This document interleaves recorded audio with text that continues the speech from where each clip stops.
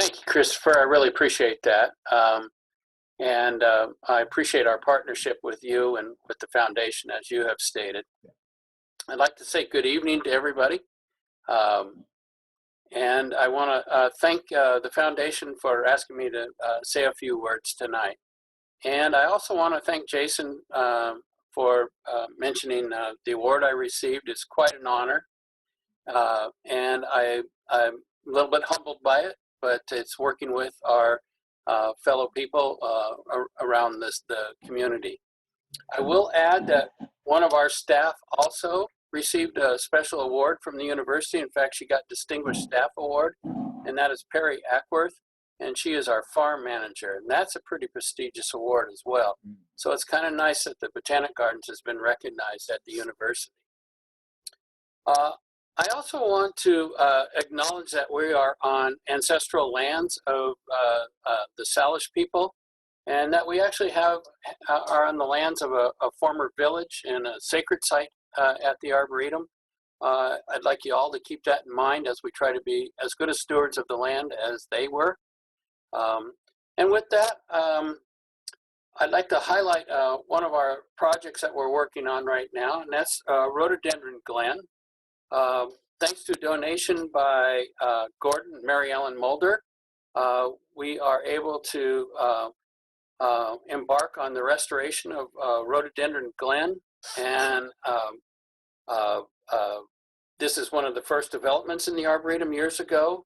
And with the aid of our curator, Ray Larson, who has kind of been instrumental behind the work on this, along with the University of Washington Capital Projects Office, who we've selected to manage the project, and the Berger Partnership, who has done plenty of work in the Arboretum, and are friends of ours, and it's a nice collaboration. At our next MPIG meeting, Master Plan Implementation Group meeting, we are going to be having a full-fledged discussion as we started the project with the Seattle Parks and Recreation, the Arboretum Foundation, and the University of Washington Botanic Gardens, kind of bring everybody up to speed with where we are right now.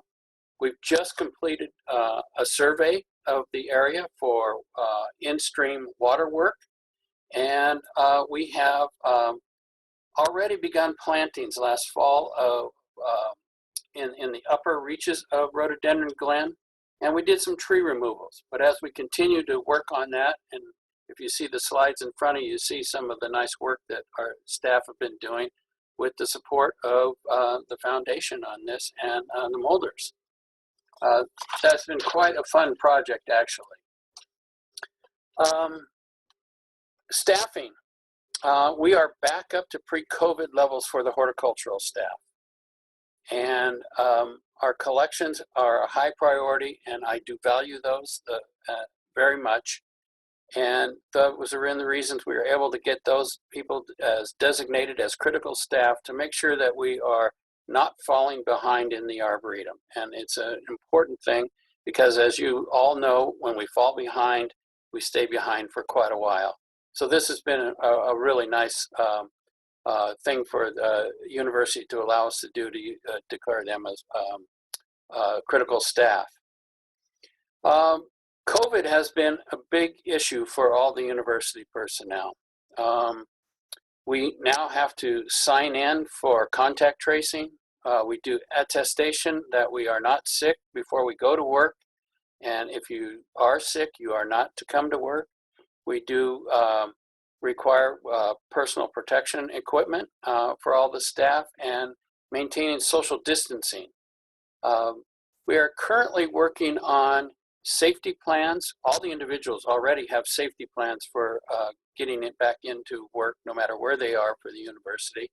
But we are working on a reopening plan based on state and UW guidelines right now. And that's kind of a carrot out there that maybe we can get back to some semblance of where we were. I won't say normal because I'm not sure that's what's going to happen. We did receive quite a bit of budget pressure due to COVID, and we are looking at, from our state budgets, we're looking at a potential of 15% budget cuts. As Christopher just mentioned, this is all due to the loss of revenue coming up and reprioritization of funds by the state.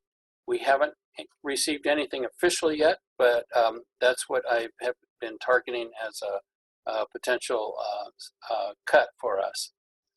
That, along with a loss of revenue, all of our rental programs have gone down to basically zero at this point, and we would like to, look positively in the future, and as we can, start to come back to bringing people back for weddings and meetings and graduations. We're planning that, but right now we just don't have that backup on the state revenue budgets. I'm continuing to work closely with Jane on all of the budgets, and we are collaborating and trying to figure out the best ways to support the Arboretum together, and I much appreciate working with Jane. I really do.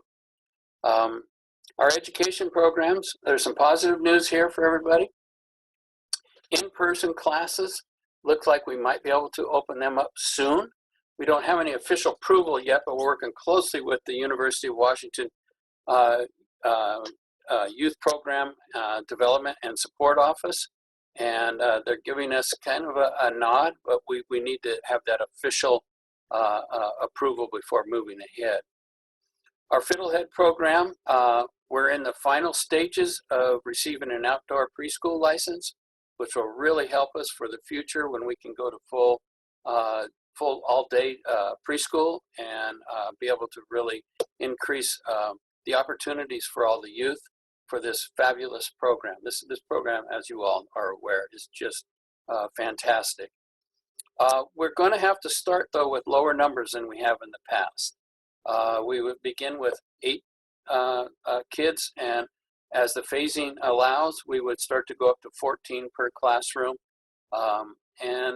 Right now, we're just keeping our fingers crossed we can do that.